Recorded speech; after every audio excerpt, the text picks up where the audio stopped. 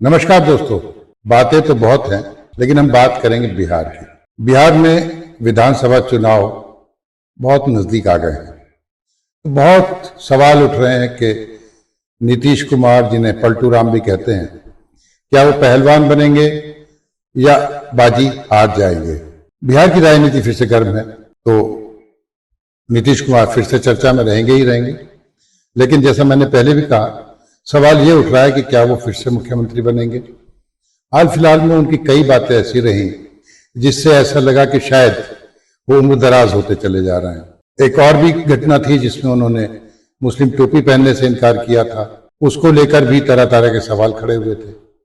फिर उन्होंने कोई गमला भेंट करने आया तो उसके सिर पे गमला रख दिया, मोदी जी के पैर छू लिए, एक महिला को बिल्कुल वो इस तरह से आचरण करने लगे जो लोगों को अच्छा नहीं लगा।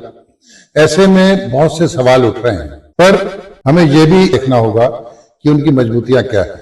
हाँ, एक रिक्वेस्ट पहले ही, अगर आपको वीडियो अच्छा लगे तो कृपया फीडबैक जरूर दीजिएगा, अपने दोस्तों से साझा कीजिएगा। अगर अभी तक हमारा चैनल सब्सक्राइब नहीं किया तो सब्सक्राइब करिए, लाइक करिए और शेयर करिए। अगर हम उनकी अच्छी बातों की तरफ जाते हैं, जो उनके मजबूत पक्ष है, तो वह है उनकी सुशासन बाबू की छवि। उनको सुशासन बाबू कहा जाता है।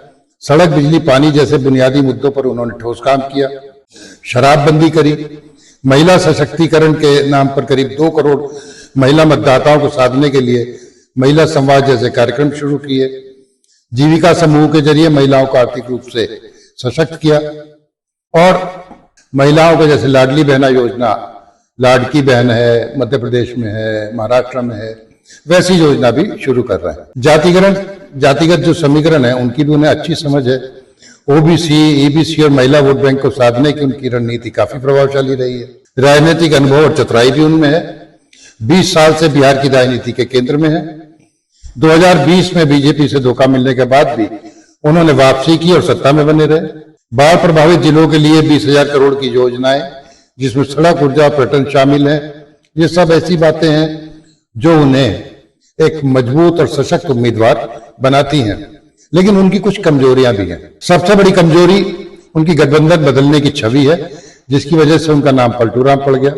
हालांकि हाल फिलहाल में उन्हें मंचों से, इवन प्रधानमंत्री मोदी के सामने भी बार बार कहा कि पहले हम इधर उधर हो गए थे, पर अब हम नहीं जाएंगे कहीं भी। एक बात जान लीजिए, शुरू से तो हम लोग थे, बीच में इधर उधर 1-2 जगह कुछ हुआ, लेकिन कभी हम लोग इधर उधर कहीं नहीं जाएंगे। हम लोग यही रहेंगे साथ में। 2022 में उन्होंने महागठबंधन में गए, फिर 2024 में एनडीए में लौट आए।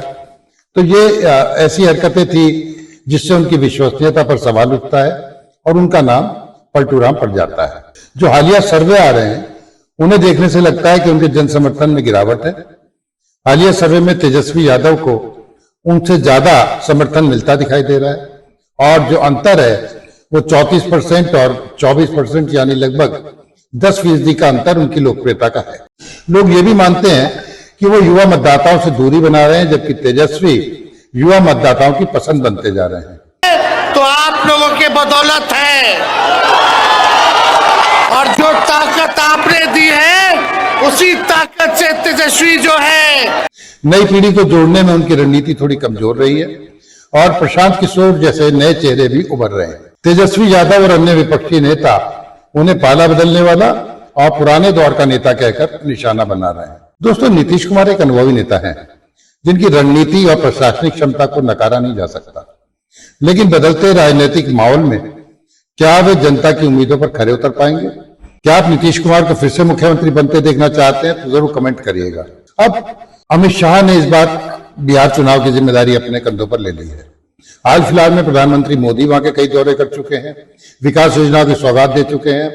पर अमित शाह ने साफ कहा है कि सिर्फ भारतीय जनता पार्टी के प्रत्याशियों की टिकट नहीं, जो गठबंधन के अन्य सहयोगी हैं उनके टिकट बंटवारे पर भी वो तगड़ी निगाह रखेंगे। यानी कि अमित शाह एक एक कदम फूंक कर रखना चाहते हैं और ऐसे में ये देखना बहुत ही रोचक होगा कि चुनाव किस तरफ जाएगा, क्योंकि हाल ही में वहां पे राहुल गांधी ने वोट अधिकार यात्रा की, जिसमें अगर तस्वीरों को देखें तो उन्हें व्यापक समर्थन मिलता हुआ दिखाई दिया।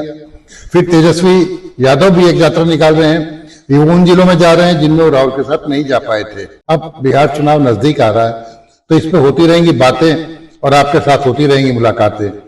फिर मिलेंगे एक नए वीडियो के साथ, तब तक के लिए नमस्कार, धन्यवाद।